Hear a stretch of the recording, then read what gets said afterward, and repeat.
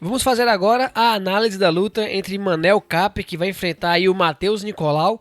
Vamos ouvir aqui a análise, sempre precisa do Capitão Carisma, mas antes não se esqueça de se inscrever no nosso canal, ativar o sininho para receber as notificações e se inscrever nas nossas redes sociais, aqui na descrição tem um link de tudo. E participa também do nosso grupo do Telegram, senta o dedo no like e comenta aqui embaixo se você está gostando ou não da análise e também quem você acha que vai vencer esse combate. Essa é a maneira gratuita de você colaborar aí com o nosso trabalho. E se você quiser ser um apoiador aqui do nosso canal, membro prêmio aí do nosso canal, na descrição aqui tem um link, é o primeiro link aqui da descrição. Você recebe todos os palpites de todos os eventos do UFC aí, apenas R$ 12,90 por mês. Ajuda aí a gente continuar trazendo para vocês aqui esse trabalho. Capitão Carisma, o Manel Cap, português aí.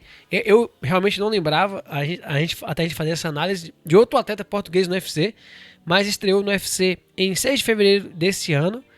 E acabou sendo derrotado aí pelo Pantoja por decisão unânime, capitão. Você já tinha feito uma análise com relação a ele, já tinha trazido algumas informações dele lá desde a época do Rise. Queria saber o que você traz mais para nós aí do Manel Cap. O que você achou da última atuação dele? O que ele vai trazer de ferramenta aí para enfrentar o Matheus Nicolau? Eu vou dizer assim, a estreia dele no UFC foi... É engraçado como é que as coisas são, né? Mas eu apostei contra ele perdeu, mas eu ainda assim acho que a estreia dele foi melhor do que a expectativa, sabe? Porque ele tava com uma boa movimentação, tava com uma boa esquiva, uma boa velocidade das mãos.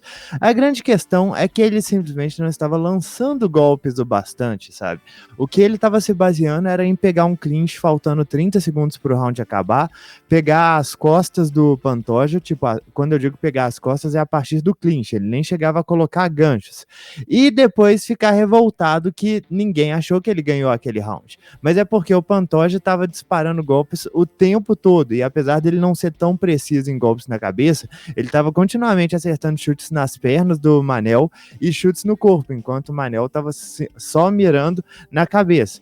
Mas, tipo assim, eu achei que ele mostrou uma boa destreza ali, sabe? Uma boa velocidade de mãos, a movimentação dele muito legal, porque ele estava o tempo todo fazendo o Pantoja dar aquele passo extra, né, que a gente fala que contra-golpeadores gostam, que é quando você faz o seu oponente acreditar que você não vai entrar com um soco naquele momento, então seu oponente anda pra cima de você, e aí você entra com um soco. Era isso que estava acontecendo continuamente e eram os melhores momentos do Manel Cap. A grande questão é ele não ter feito isso vezes o suficiente, né, olha só, em questão de números, foram 90 golpes disparados pelo Manel Cap contra 150 do Pantoja. Então, aí você vê que o Manel Cap disparou 3/5 dos golpes do Pantoja e queria falar que ganhou a luta depois porque acertou mais golpes na cabeça e pegou uma posição no clinch faltando 30 segundos para o round acabar. Acho que ele fez isso 2 vezes, se eu não me engano. 2 ou 3 vezes. Eu acredito que ele possa até ter vencido o terceiro round, que é quando o Pantoja começa a dar uma diminuída, mas os primeiros 2 acho que foram meio sem chance. Só que a grande questão aqui é o Pantoja é um top 5 da categoria. O único cara que ele perdeu assim em tempos recentes, os caras que ele perdeu em tempos recentes foram o campeão, o Davidson Figueiredo, e o top 2 atual, que é o Askar Askarov. Então eu não vejo essas lutas como sendo realmente deméritos para ele. Ele é um trocador de alto nível, ele é um grappler de alto nível. Tudo que o Pantoja faz, ele faz bem. O problema dele é mais questão de gás e defesa. Então você fazer uma luta dura, ou pelo menos ser competitivo com o Pantoja na sua estreia do UFC, meio que você já está bem credenciado, pelo menos aos meus olhos. Eu gostei bastante aí da estreia, ele mostrou bom gás, ele mostrou boa velocidade, ele mostrou bom clinch, ele mostrou força, ele mostrou resistência, então... E isso lembrando que ele é um ex-campeão do Rising, que...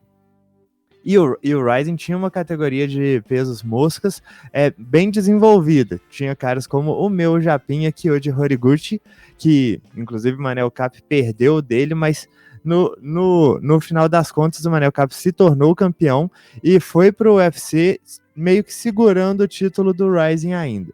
Então é definitivamente um lutador de alto nível. Eu acho que não... Tipo, mesmo que ele não esteja dentro do top 5 agora, eu acho que não demora muito para ele chegar nessa posição, não. Bom, capitão, do outro lado aí a gente tem o Matheus Nicolau. Matheus que estreou no UFC em novembro de 2015. Venceu aí o Bruno Correa, venceu também o John Moraga. venceu o Luiz Smolka, aí teve uma derrota para o Dustin Ortiz em 2018 e acabou saindo do UFC, você vai explicar aí por quê. Fez 2 lutas, capitão, fora do UFC, uma no Futuro UFC e outra no Brave, né? Sua última vitória foi em 2019 em cima do Felipe Efraim por decisão unânime em agosto de 2019, né? Aqui uma carreira bem oscilante aqui de lutas, né, capitão, do Matheus Nicolau aí. Pensa aí, 2005 pra cá, 2015 pra cá, o que? 6 anos, fez praticamente uma luta por ano e mesmo fora do UFC. O que você traz pra nós aí do Matheus Nicolau? Ele que é da Nova União, 28 anos, capitão. Muito chão pela frente ainda, né? A demissão do Matheus Nicolau foi uma coisa extremamente injusta e a única explicação para ela é que o UFC estava realmente querendo se livrar da categoria peso mosca no momento e começou a dispensar caras, não importa quão bons eles fossem. Foi na época que eles não tinham sequer lutadores o suficientes para compor um top 15, sabe? Essa é a única explicação que eu tenho, porque o Matheus Nicolau vinha muito bem na categoria, tomou uma derrota aí pro Dustin Ortiz numa luta que ele estava vencendo, foi uma derrota bem lamentável, inclusive eu recomendo que vocês vejam essa luta, só para vocês entenderem que defender chute alto não é defesa. O chute vai bater na sua mão e aí a sua mão vai bater na sua cara. Foi exatamente o que aconteceu com o Matheus Nicolau. Ele fez, em teoria, a defesa adequada. Morreu do mesmo jeito, só que antes disso ele vinha da vitória que ele venceu o Ultimate Fighter em cima do Bruno Correia. Também outro cara que eu acho que poderia ter permanecido no UFC e eles não quiseram nem dar uma segunda chance para ele. Venceu o John Moraga por decisão dividida e deu um cacete no Luiz Smolka. Então, assim, a grande questão da derrota pro Dustin Ortiz, tipo assim, eu nem fiquei muito chateado, porque o Matheus Nicolau, na época, tinha míseros 25 anos, muito chão pela frente, como o Yuri falou, tinha muito que evoluir, e não tinha pressa pra carreira dele, mas ao mesmo tempo eu fiquei, bicho, não era pra ele ter perdido essa luta, sabe? Ele podia ter ganhado essa luta.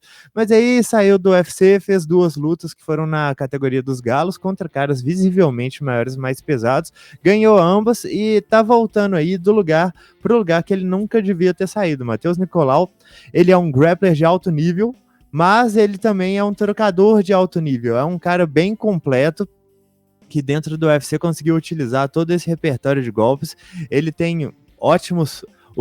As combinações de boxe dele são muito boas, a defesa dele é muito boa, eu acho particularmente, é uma coisa muito boa, ele tem uma ótima movimentação, belos chutes baixos, e trabalha muito bem a entrada de quedas, combinando com essas combinações que ele tem. Ele também é um cara que gosta bastante de fazer o oponente dar esse passo extra, sabe, de frustrar o oponente, ficando o tempo todo longe dele, até o oponente pensar, bicho, eu só quero chegar perto desse cara, e aí subitamente o oponente tá comendo golpes à torta e à direita, e nem sabe de onde. Se as coisas complicam, ele tem as quedas dele que são muito boas, muito efetivas, o jogo de chão dele também é bem apurado.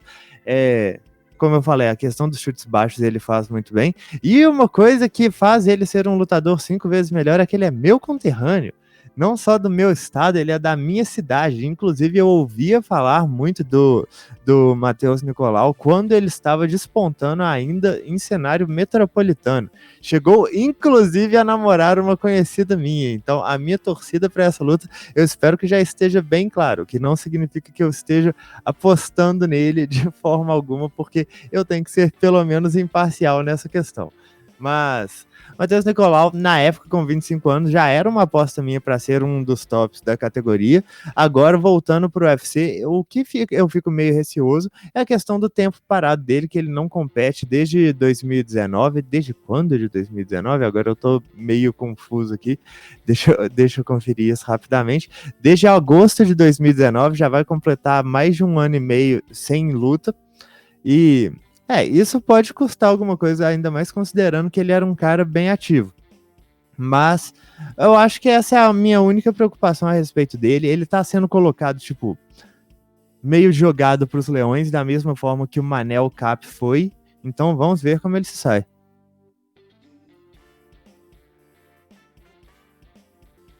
Bom, se você tá gostando aqui da nossa análise, senta logo o dedo no like aí, comenta aqui embaixo quem você acha que vai vencer esse combate. Se você quiser receber o palpite dessas e outras lutas, na descrição aqui tá o link para você ser membro aqui oficial do canal Round Extra.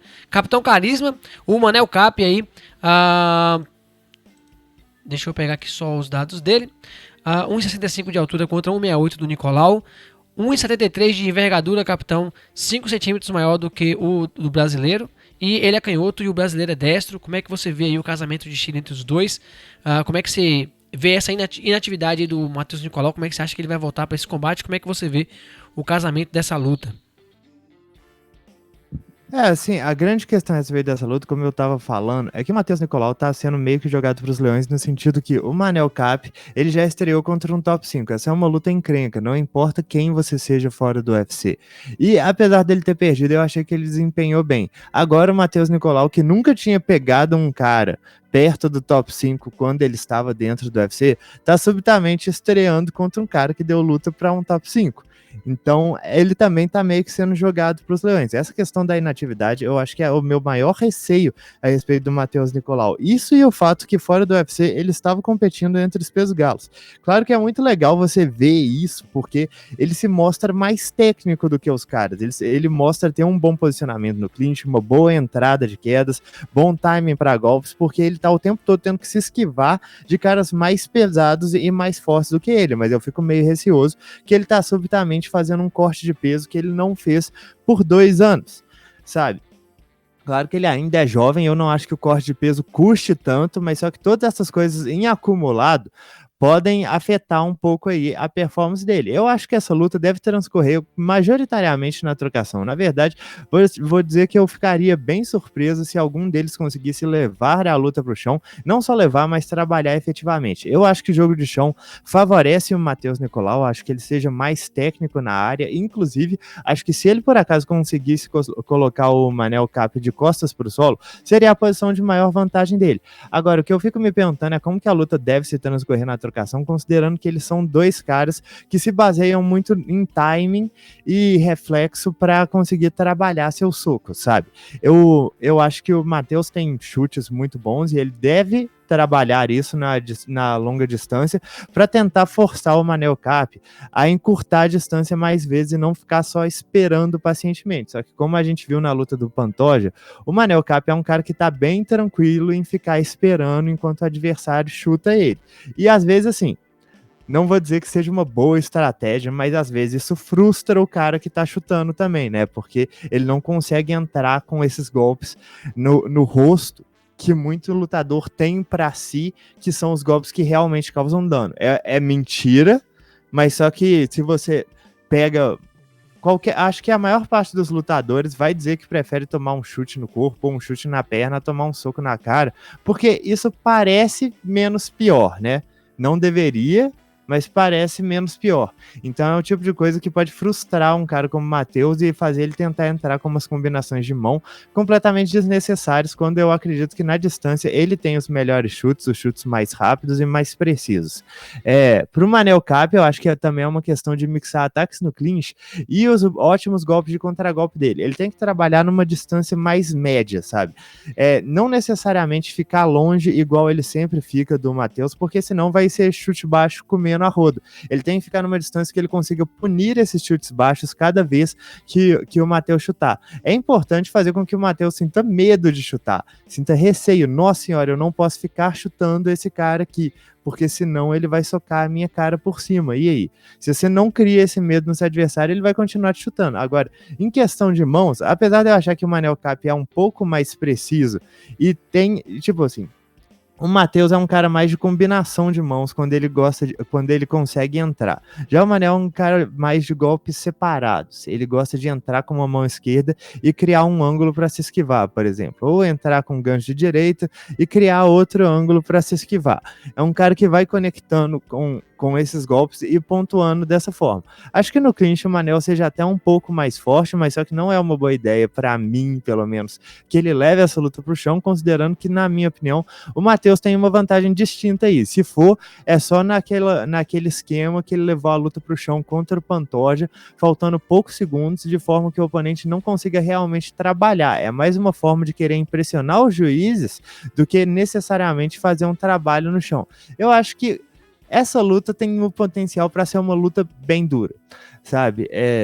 Muita gente está tratando como se o Matheus Nicolau estivesse sendo oferecido para o para o Manel Cap, eu não vejo dessa forma. Eu acredito que se o Matheus Nicolau tivesse sido gerenciado um pouco melhor, ele poderia estar numa posição, inclusive, acima do Manel Cap hoje. Não em relação a ranking, mas em relação a como a gente olha para esse lutador. Porque talento para ele era uma coisa que não faltava. O que faltou, isso aqui é meio chato de falar, mas o que faltou para o Matheus Nicolau na época foi oportunidade. Agora meio que está vindo essa oportunidade e está vindo contra um cara extremamente duro. Então, vamos ver como será o desempenho dos dois atletas aí. É isso aí, vamos ficar de olho aí, luta boa. Bom, se você gostou aqui da análise, deixa logo o seu like aqui, comenta aqui embaixo também o que você achou. Não se esqueça de se inscrever no nosso canal, ativa o sininho para receber as notificações e até a nossa próxima análise.